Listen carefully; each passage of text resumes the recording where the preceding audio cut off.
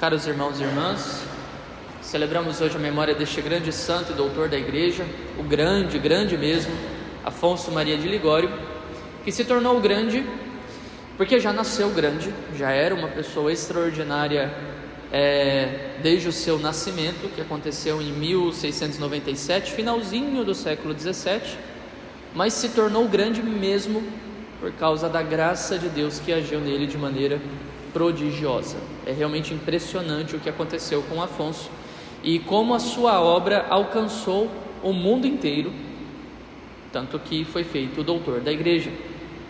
Nós nunca tivemos alguém com a envergadura intelectual e moral de Santo Afonso para nos ensinar passo a passo, detalhadamente, os preceitos da moral católica, pegar os 10 mandamentos, pegar os princípios do Evangelho e trabalhar naquilo arduamente com o auxílio da graça, com as luzes do Espírito Santo e ampliar detalhadamente numa obra magistral o que é que nós deveríamos fazer em diversas circunstâncias, as mais diferentes possíveis, para agradar a Deus, para louvar a Deus.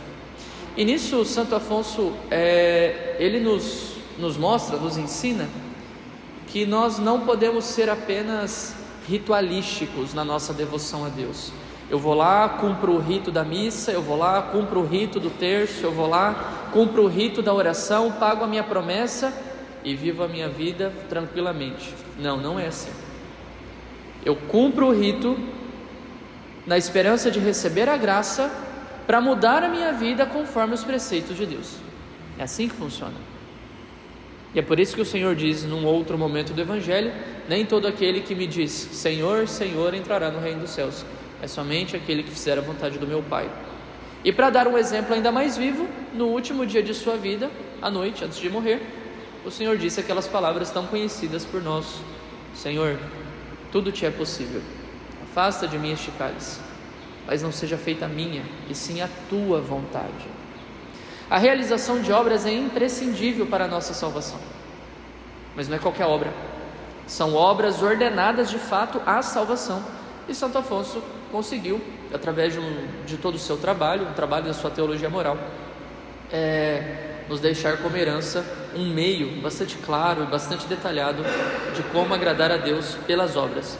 Mas o seu trabalho, ele não se resume apenas à sua teologia moral, que fica mais para o estudo dos teólogos, dos filósofos, de gente que está no meio intelectual da igreja. Esses livrinhos populares dele nos ajudam demais na nossa vida do dia a dia, na nossa vida de oração no dia a dia. Livros como Glórias de Maria, Prática de Amor a Jesus Cristo, Visitas a Jesus Sacramentado e a Nossa Senhora, Máximas Eternas que tratam das últimas coisas, A Paixão de Nosso Senhor Jesus Cristo, Meditações para todos os dias do ano. São livros simples que ele escreveu de modo bastante popular para que o seu povo, as suas ovelhas, tivessem material para poderem meditar a respeito da palavra de Deus. Não dá para deixar tudo mastigado, existe algum trabalho que nós temos que fazer, é claro, para encontrar a verdade, mas ele entregou um material excelente na mão dos seus paroquianos, na mão das suas ovelhas, e esse material está todo aí, disponível para nós. Prática de Amor a Jesus Cristo, por exemplo, é praticamente um comentário a respeito do capítulo 13 da primeira carta de São Paulo aos Coríntios, o hino à caridade, tão conhecido por nós também, né? O amor é paciente, o amor é bondoso, o amor não se encoleriza, e está lá, Santo Afonso foi lá e escreveu um livro para comentar um capítulo desta carta de São Paulo aos Coríntios. Portanto, Santo Afonso continua sendo ainda bastante atual e até mesmo necessário para os tempos em que nós estamos vivendo. E uma das suas obras também muito importante é a oração, na qual ele diz uma frase sua que também é famosa: quem reza se salva, quem não reza se condena. Mas não basta falar, né? É preciso ensinar, e ele faz isso. Ele nos entrega os meios, todos os instrumentos para poder colocar em prática a oração e viver da oração.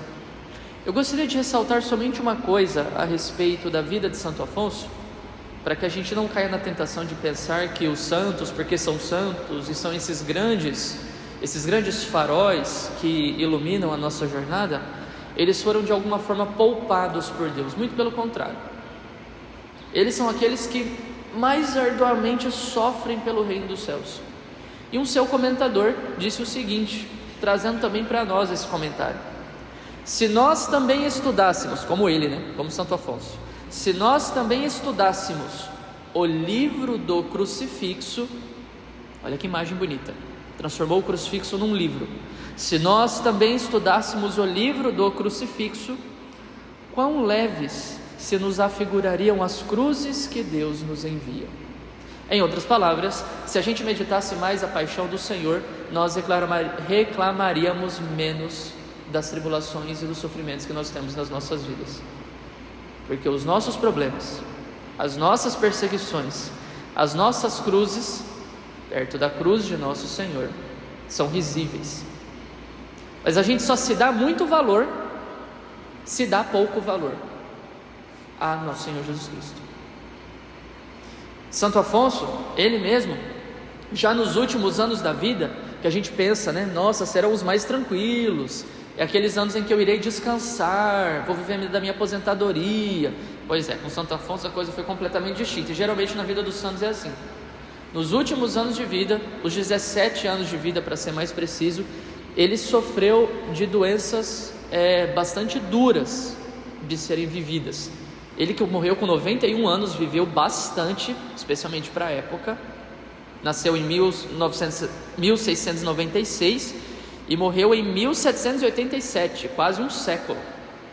Nos últimos anos de vida, ele teve muitas enfermidades e um biógrafo seu diz que ele sofreu muito com artrite nas articulações. Sofria bastante e o comparou a Jó, lá do Antigo Testamento, Muitas dores no corpo inteiro, com essas inflamações nas articulações.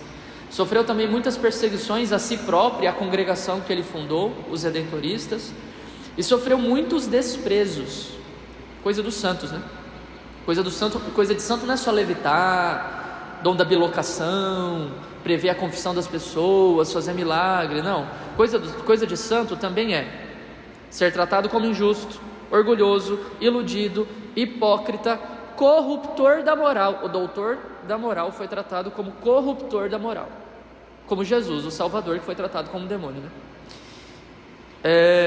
e ignorante. Isso, tentações externas. E as internas? No fim da vida, gente, nós estamos falando de um santo grande, de sétima morada.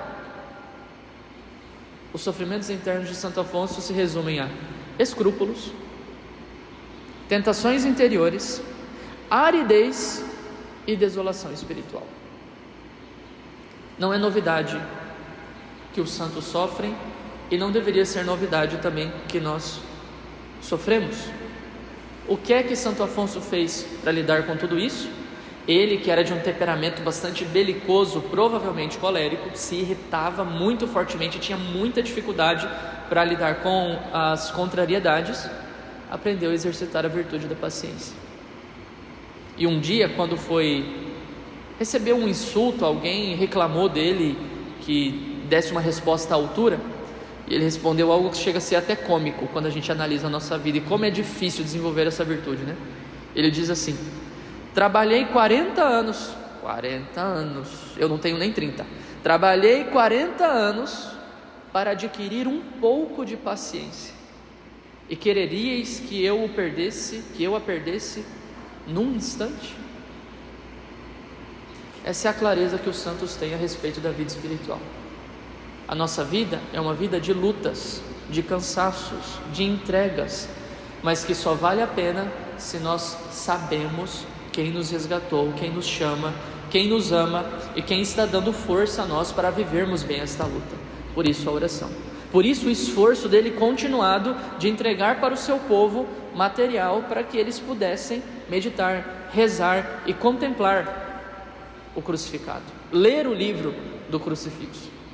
Diante dele, os nossos sofrimentos são pífios, e com ele tudo vale a pena mesmo, mas é necessário estar com ele.